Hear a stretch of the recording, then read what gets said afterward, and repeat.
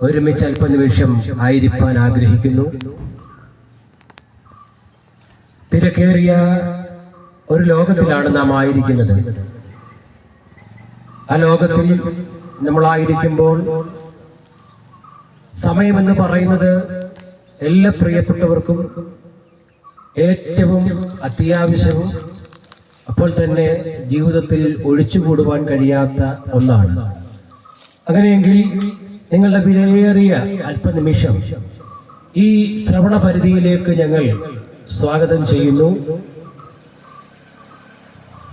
ഈ ദേശത്ത് ഇങ്ങനെ കടന്നു വരുവാൻ തക്കവണ്ണം ഞങ്ങൾക്കിടയാകിയത്